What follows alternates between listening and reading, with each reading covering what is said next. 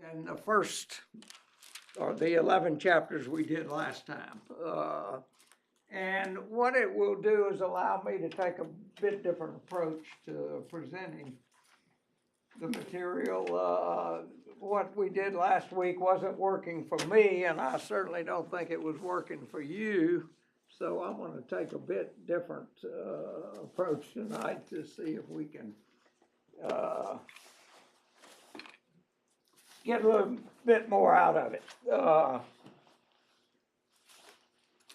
As you remember, these first of the 11 chapters we did last time, 2 to 12, jumped around all over the place.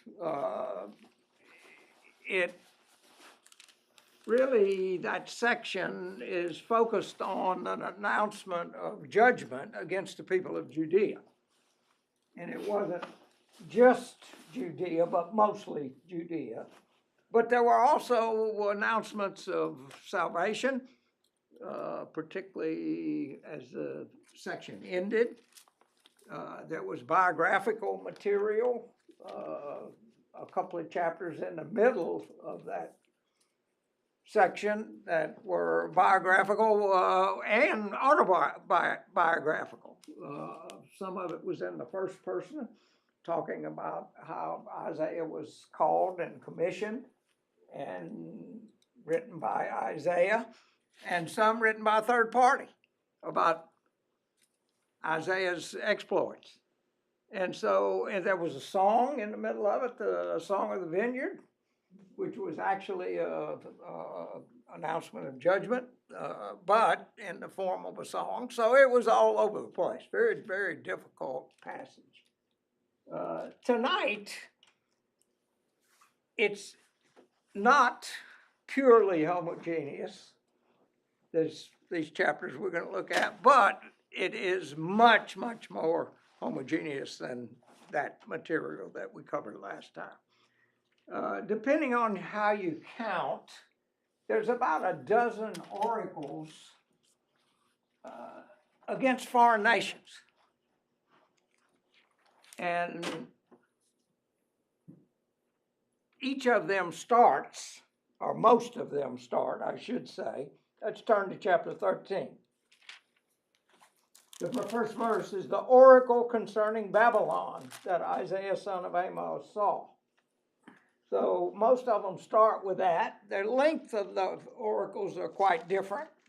This one is a very long one, and it's not pure oracle, as we'll see, but it's through most of chapter 14, all of 13 and most of chapter 14. You get down to, now notice in your Bible, it probably says at chapter 14, verse 24. Does it have a subtitle there? What's it say? Prophecy against the Philistines. Okay, well, that's verse 28. What's verse 24? Assyria. Prophecy against Assyria. Now that is not in the Hebrew Bible.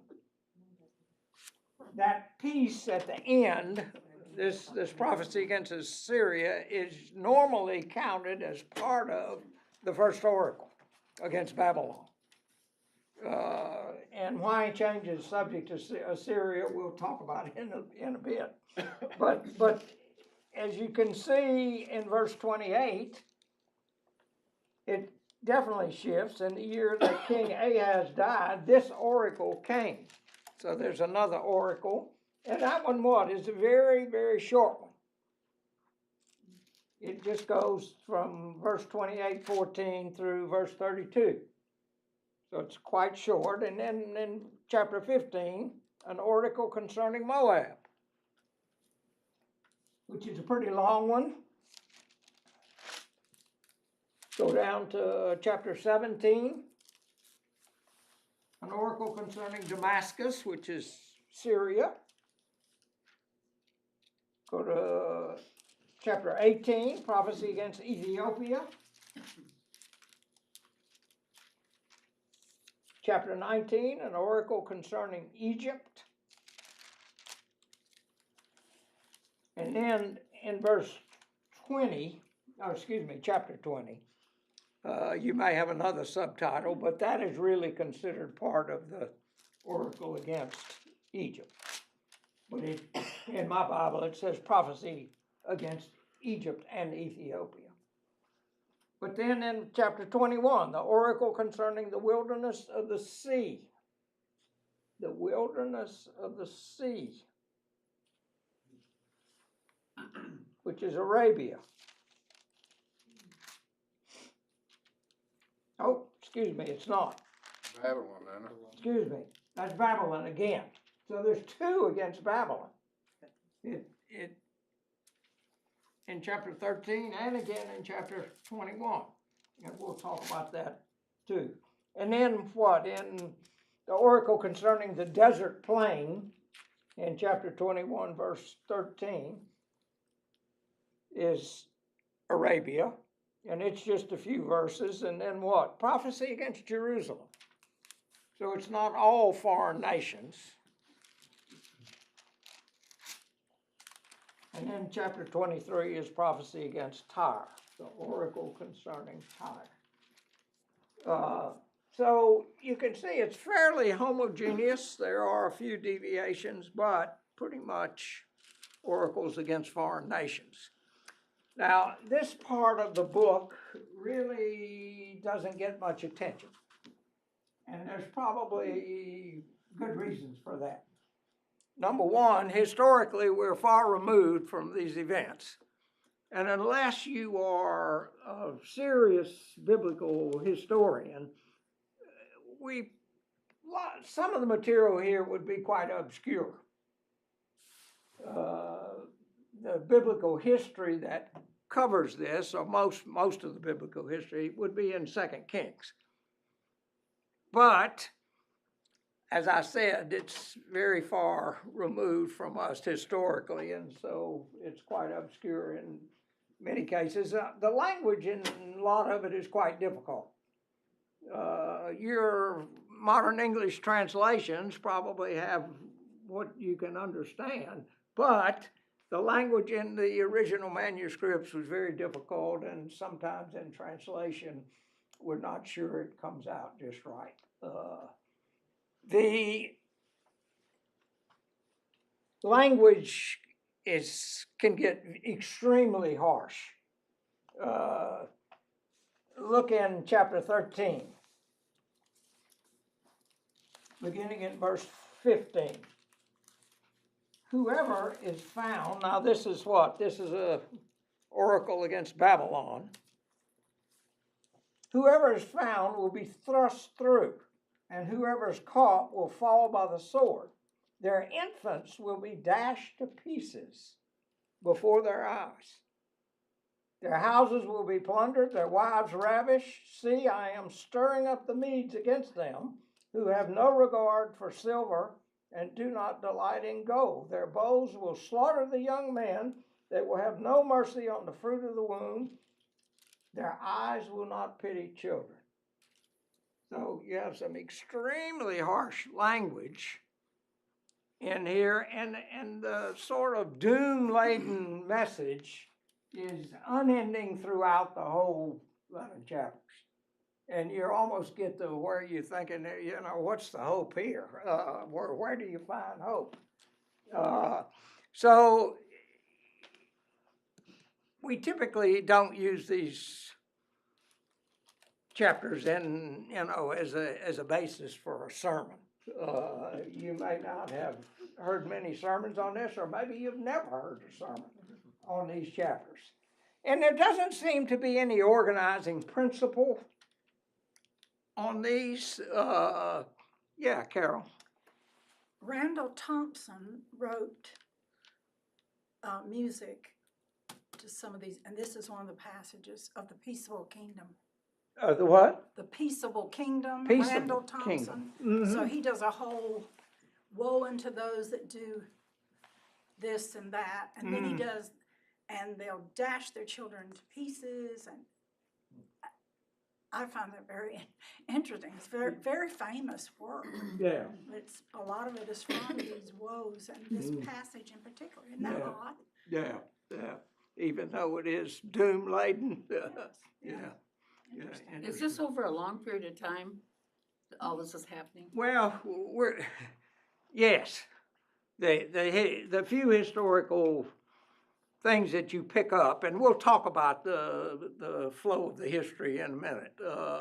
But yes, but there doesn't seem to be an organizing principle around. The one that you see the most is that the first set of oracles, beginning in Babylon and going to through chapter 20, and then they restart another series of oracles in chapter 21 with Babylon again.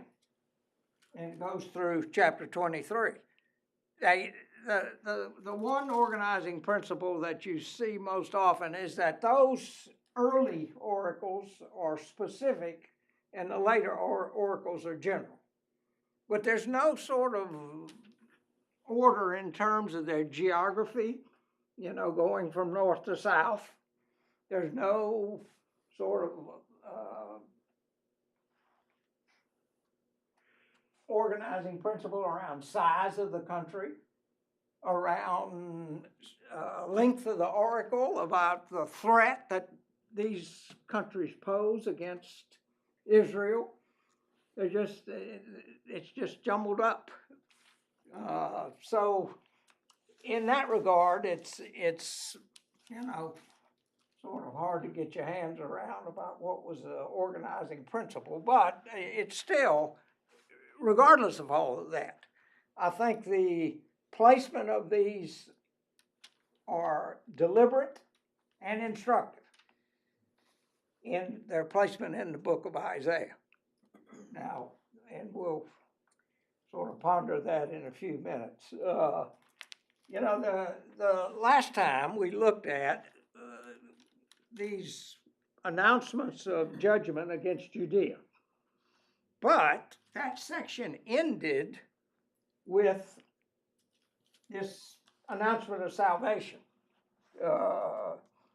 There's a promise of rescue through the Emmanuel figure that was talked about at the end of those 11 chapters we looked at last time. And what it showed us was that God's promise to David about his eternal dynasty, that God's going to keep those promises. That he's going to keep those promises, and that what? It will reach its climax when this king that is described in the 11th chapter arrives. And that, of course, was a very famous, let's go back to 11th chapter, the first several verses. Very famous passage from Isaiah. A shoot shall come out from the stump of Jesse, and a branch shall grow out of his roots. The Spirit of the Lord shall rest on him, the Spirit of wisdom and understanding, the Spirit of counsel and might, the Spirit of knowledge and the fear of the Lord. His delight shall be in the fear of the Lord.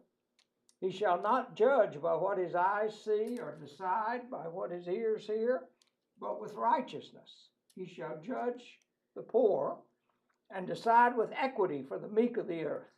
He shall strike the earth with the rod of his mouth, and with the breath of his lips he shall kill the wicked. Righteousness shall be the belt around his waist, and faithfulness the belt around his loins. So it's arrival of what? Of Jesus, the Emmanuel figure, to rescue the faithful. So you have this promise that God's going to rescue those people that have been faithful to him. Now, historically, at the time of Isaiah, the enemy of Judah was Assyria.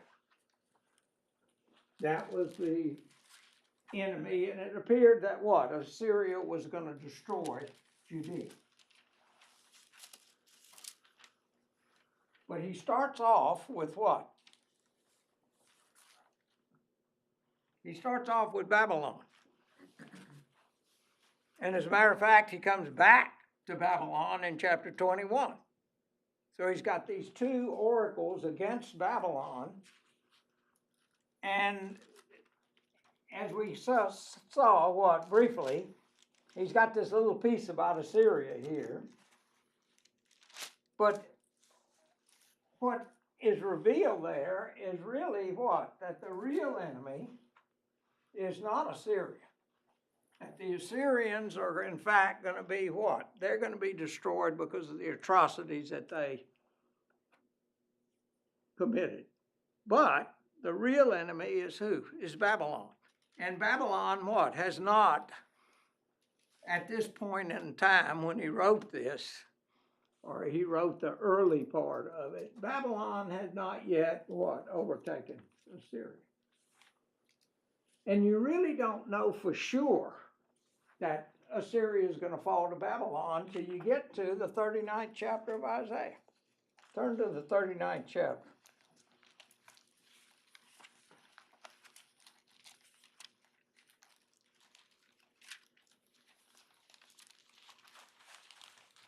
At that time, King Merodach Baladan, son of Baladan of Babylon, sent envoys with letters and a present to Hezekiah, for he had heard that he had been sick and had recovered. And so these envoys come from Babylon, and it says that Hezekiah shows them everything he's got. He shows them all the wealth that he's got, takes them into the treasury, shows them all his gold and everything. And you get down a few verses and what? Isaiah comes to Hezekiah and says, what did you show him? What did you show him? And he says what? Hezekiah answered, they have seen all that is in my house. There's nothing in my storehouses that I did not show them.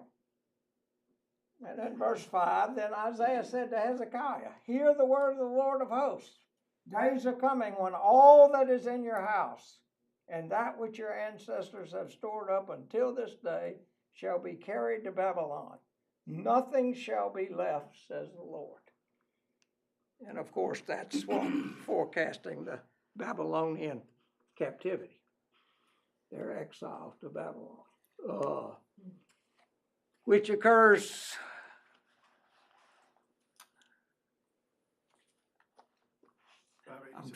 I'm calculating in my head, at least 100 years after, roughly 100 years after Isaiah's ministry ends. So you don't know for sure that that's going to happen at this point, but as you read on chapter 39, they very specifically reveal that. Okay. And it's probably why he begins and repeats Babylon, that they're the true enemy. It's not Assyria. Rod? Could also be because, he is the prophet to Judah, and of course Israel is at this time being taken away by Assyria in captivity. And they're saying, wow, they're going to come back and get us as well. And maybe that's why he said, no, your problem's going to be down the line, and it's going to be Babylon. Yeah. Maybe that's another, explanation for why. Any other comments? Okay, rather than trying to go through all this material in some detail, what I want to do is I want to talk about why did Hezekiah put this stuff at this point in the book.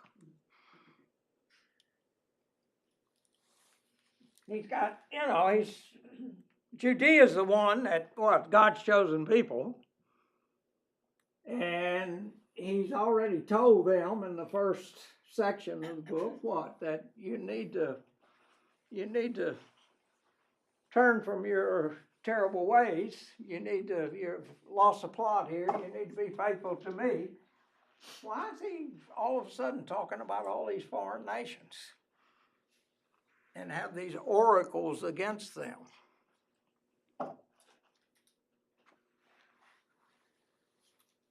To give some hope, right? What's that? It's to give some hope, right? That despite all that these other nations are gonna do to Israel, that in the end, Okay, they're still gonna get theirs, okay, okay. maybe? Yeah, yeah, okay. Anything else? Any other reason? Certainly, you're sort of on my next question, Kevin. You're sort of anticipating what the specific reason that he wrote this to the Judeans, to the people of Judah. But let's talk about the big picture first. Why did Isaiah put this in the book? And by this, you're talking about the oracles from chapter 13 to 21. Yes, to 23. Why did he put it at all, or why did he put it Yeah, there? why did he put it, why did he talking about foreign nations? And what did Kevin already say? Hmm? What did you? Kevin said to give the people of Judea hope. Oh. I think to show that everybody's subject to God. They're all going to be held accountable. Okay. That, you know what? Go ahead, Carol.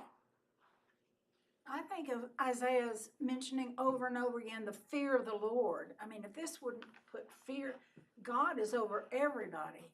All evil he sees, all good he sees, and he's not going to stand for it. So fear of the Lord is all the way through here. I think he's putting the scare on everybody. Okay. You know, I mean, But really, Isaiah's writing this to whom? the Hebrews. He's writing it to the Jews, to the people of Judah specifically. So he's writing it to them, but he's talking about all these foreign nations. No one's excused. And he's saying what? God's in charge of everybody. Go ahead, I Rod. think it's, you know, and that's the thing. I think they all felt surrounded by all of these nations, you know, Ethiopia, Egypt, Tyre, you know, Assyria. I didn't even know about Babylon yet, but, you know, and I think there was, you know, fear. And, you know, part of it is saying, don't fear them, you fear me. Okay, that's what Carol, he's talking about the fear of God again and again. He's saying what? See, if what? If God's in charge of all the nations, just as much as he's in charge of the Israelites, if he's in charge of all the nations, what's the conclusion that the Israelites can draw from that? Because what we've talked about, the way God operated under the old covenant was what? You do X, I'll do Y. You obey me, I'll take care of you. And it was in real time. And so what? He's saying, you don't have to fear these other people. You know, you don't have to worry about them. As long as you're faithful to me, I'm in charge. And I'm going to take care of you if you obey me. Because I'm in charge of you, and I'm in charge of them as well. And, you know, that may have, well, clearly, the people of Judah and the Israelites, had lost sight of that. Because what did they do when these nations came up against them? They tried to create alliances with some of these players. And it changed over time because sometimes the ones that they tried to make alliances with were previous enemies or future enemies or whatever. But he's saying, you know, all of this stuff about depending on your alliances and all that, that's foolishness. That's foolishness because I'm in charge. You obey me and I'll take care of you. Now, what we're saying is what? God's in charge of history. And what's he doing with history? Teaching. He's teaching. Well, what else? What's he doing if he's in control of history? What's he doing with it? Writing it, shaping it. What's that? Writing it, shaping it, directing it, For what purpose? His glory. For his purpose. He's controlling history for his purposes.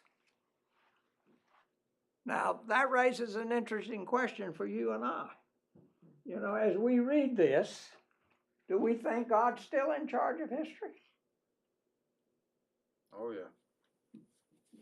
Now, it's easy for us to say, sure, yeah, absolutely. God hasn't changed, has he? And we would all agree with that. God hasn't changed, has he? Has anything changed? And I'll tell you about an experience I had not long ago. Several months ago, a person from this congregation called me and said, it's after I stepped down as an elder, which was a year ago this time. They said, I know you're not an elder anymore, but I need to talk to somebody. Would you talk to me? He said, I'm terribly disturbed about what's going on in the world. I'm terribly disturbed by it. It bothers me. I just, you know, he was having, and I don't think it was a terrible crisis of faith, but, you know, is God really in charge here? As I look around what's going on in the world today, it depresses me. And I didn't explore his background. I suspect he has dealt with depression before, but he was serious. I mean, this wasn't a, you know, gee, things look terrible. He was serious. I need to talk to somebody. And of course I talked to him. And I don't know how much help I gave him, but the question was, is God still in charge? It's a serious question today. You look around what's going on in the world, and you know, today, what, the Israeli, Hamas, Hezbollah, whoever they're fighting over there, was in the news today because of the ceasefire, but the war rages in Ukraine. Putin is threatening drop a nuclear bomb. Syria has just been overthrown. You know, there's stuff going on all over the world. It's not just those two big ones we see in the news every day. And, you know, is God still in charge?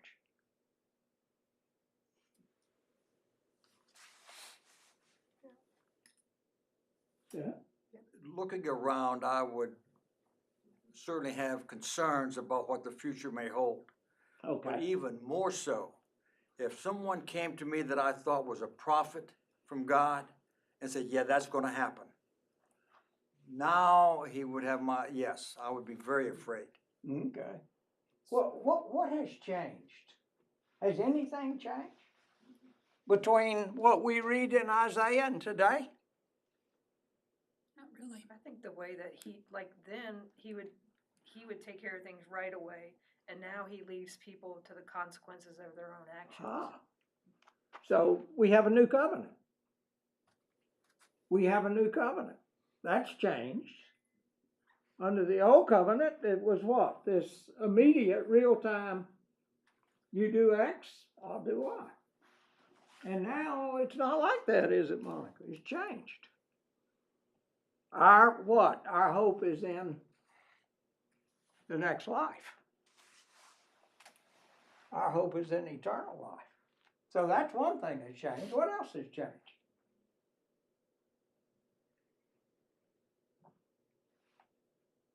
God's no longer just taking care of one chosen nation anymore. See, God's people in that day was what? One Yeah, nation. that was it. Where are God's people today? Everywhere. They in Syria? Are they in Ukraine? Are they in Israel? There's probably a few Christians in Israel. I'll give you a personal example. Rod and I both are associated with an organization called Global Christian Studies. And Global Christian Studies was set up to deliver education to church leaders in foreign lands, not in America. See, we got a problem because we got about 1 million Church of Christ members in the U.S. There are 2 million abroad. Overseas, outside the United States, there are about 2 million. But all the higher education for Church of Christ education is in the United States.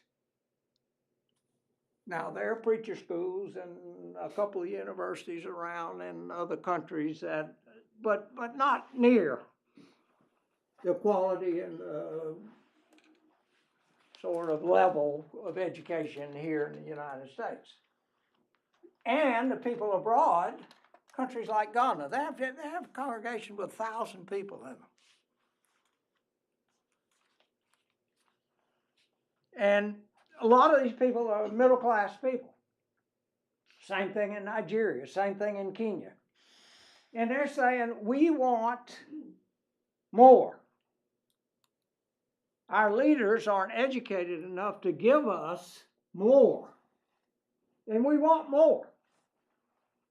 We need better instruction. And so a friend of mine in Australia had this idea, what we need to do is set up an organization that takes leaders, church leaders from foreign countries and educates them through the American educational system. And Harding University agreed to do that. And they have given us a 50% discount. And so we've raised a body of money and we're educating. There's about 20 people in the program now. We've already had 2 graduates. And so we're creating a pipeline of these church leaders around the world. Well, one of those church leaders was a preacher in Kiev, Ukraine. And he left. He and his family have come to the United States and are living in Memphis, Tennessee now. Been displaced by the war. So you've got a Christian leader in the church who's what? Been displaced by war. And so these conflicts around the world, they're affecting what? God's people. God's people. So one thing that has changed is what? This dispersion, if you will, of God's people across the world and not in one nation. Anything else changed?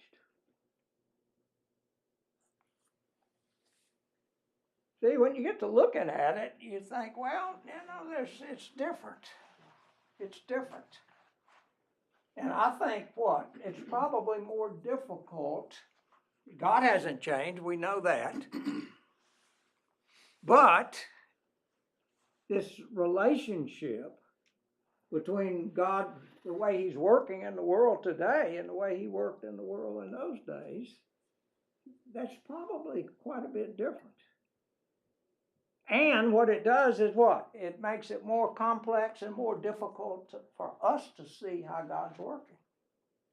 Yeah, no, I agree, because I think, like you said, in real time, it can be kind of difficult to see how God is in control, especially when disaster is happening, evil things are happening. We look at Scripture, we have the blessing of hindsight. We can see what God is actually doing during those times. And we don't necessarily have that insight to say God is doing this. This is why this is happening. Yeah. So it can be difficult to kind of have that, to really grasp that concept. Yeah, God is still in control even though these things are happening, even though we don't have the insight to know why they're happening. And I think that's why, these chapters were placed here. Now, what's a specific reason that Isaiah was writing this to the people of Judah? What was the specific reason that he's writing this to the people of Judah? This is time for you to talk. I can say the same thing again, but to give them some hope that despite all of this, that eventually things could get better. Now he doesn't really talk about the getting better part until later in the book, but that all of these nations, God does see them as evil. Because I think there's this balance of, Judah says, well, why are you sending these people that are more evil than us to punish us? Right? And Yeah. so I think, kind of what you said earlier, this says, hey, I know how evil these people are. Mhm. I'm well aware of how evil all of these other nations are, and I see it, and I'm going to take care of it. Yeah, okay, yeah. I think it's a great love story, as Ah, I mentioned to you. in what way? Because he loves his people, Mm, and he will always, the book of Hosea, the book of all the books. yeah, He loves his people, his special, and there are a special people then and now, his beloved. and what's he trying to do by, like we said, it's a very doom-laden sort of passage, if you look at the whole section. What's he trying to do with those people he loves? Drawn back. He's trying to build faith. He's trying to build faith. Even though what? It's gonna be a small remnant. He's already said that, huh? He said that in last week. You remember we talked about the remnant at the end of class last week. It's gonna be a small remnant that have what? Have been faithful, have stayed faithful to him, but fact of the matter is what? He's trying to build faith, or maybe a better way to say it was rekindle their faith. Because obviously they had trouble remaining faithful, and his Old Testament, run off the tracks, come back, run off the tracks, come back. So he's trying to build their faith. Now, one of the things we should see there is what? Faith and obedience are always tied together.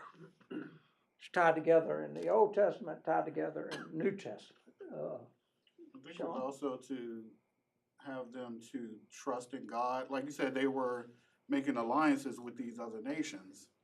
And like I said, God is over control of those other nations.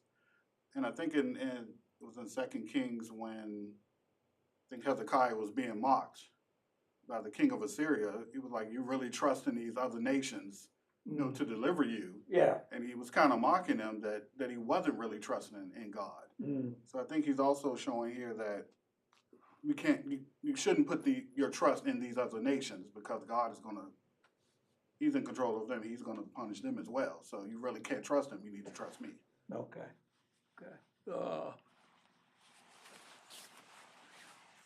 Let's take a look at, we're running out of time, let's take a look at a specific, and maybe two in the brief time we have left, of the oracles.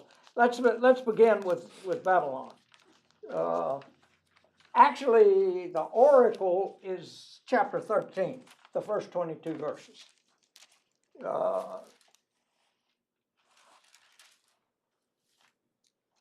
And then he ends this section beginning in verse 3 of chapter 14, going through verse 23, with a taunt. And I didn't make up that word. He uses that specific word. It's a taunt. Let's read chapter 14, verse 3. When the Lord has given you rest from your pain and turmoil, and the hard service with which you were made to serve, you will take up this taunt against the king of Babylon. And then he has this satirical poem that is making fun of the king of Babylon, who's trying to, as he says, put himself above God and so forth and so on. Now, let's go back to the oracle. One of the things that you have to deal with when you're dealing with particularly this oracle against Babylon. Babylon is symbolic in the Old Testament of rebellion and defiance against God. And so what you have here is sort of this interweaving of a historical event. Babylon, taking over Judah, and exile, and the symbolic event. Now, this is about what? The downfall of Babylon. And you'll see in verse 14, I think it is, no, 17. See, I'm stirring up the Medes against them who have no regard for silver and do not delight in gold. The Medes were the Persians who eventually overthrew Babylon. So historically, it's the Medes that are taking it over. But notice as we read early on, let's go back to the beginning.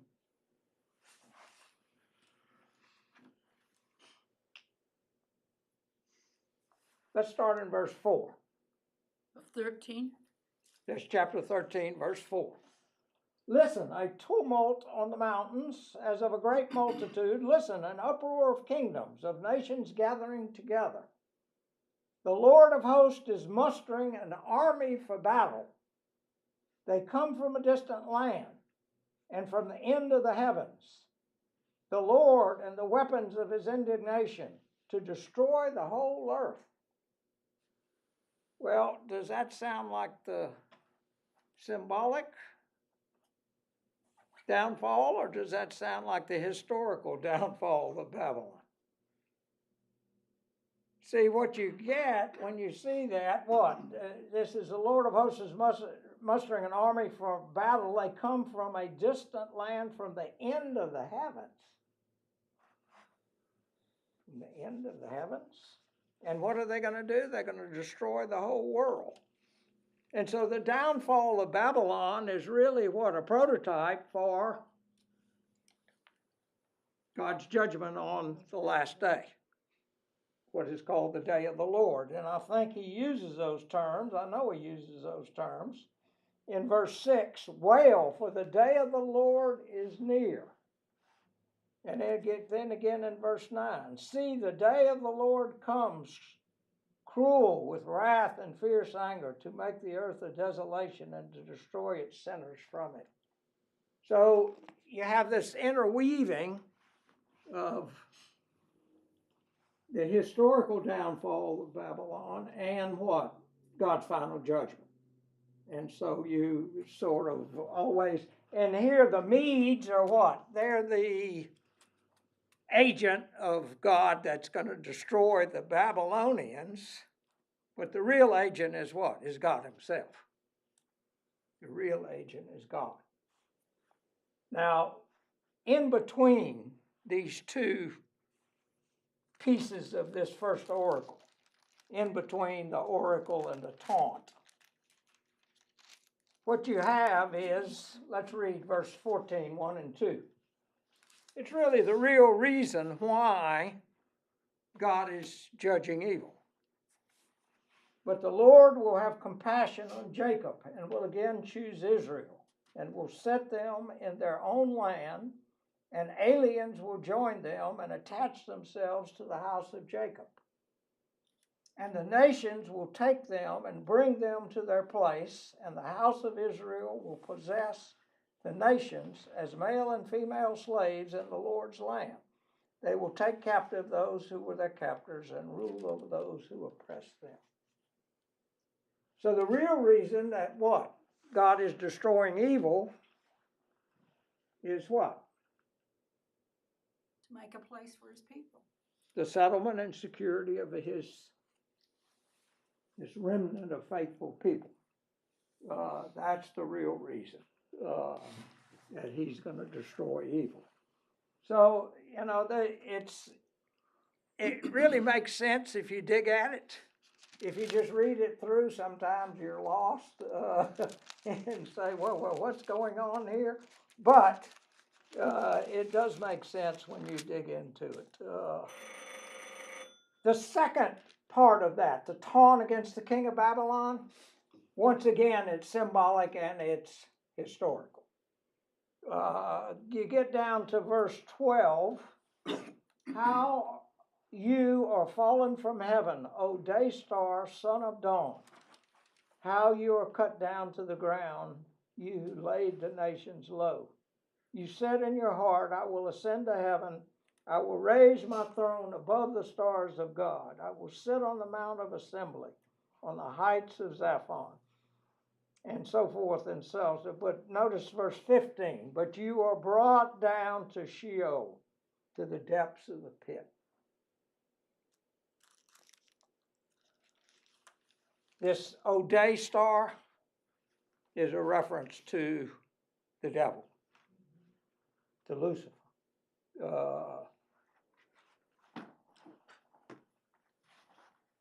And so once again, you have this historical symbolic combination that's interwoven through the passage. Okay, I won't try to do, I was gonna talk about the Jerusalem, the Jerusalem oracle, but I won't do that, we're out of time.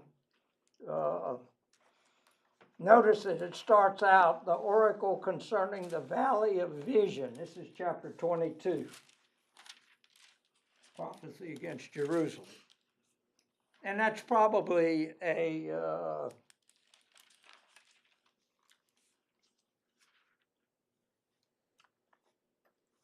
play on words, a contradiction. They have a lack of vision. They're not depending upon God.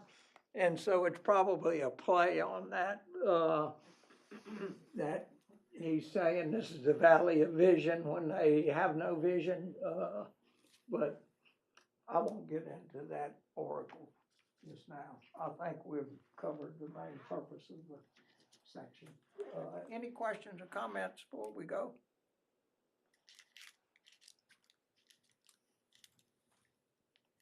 Good. Crystal clear. Thank you for your comments. Thank you. Oh, next time, as I said previously, I thought we were gonna get by with just 4 chapters next time, but since we missed another week, we're gonna have to do more chapters to catch up. We're gonna do chapters 24 to 33 next time, 24 to 33. So it'll only be 10 chapters instead of 11, much shorter.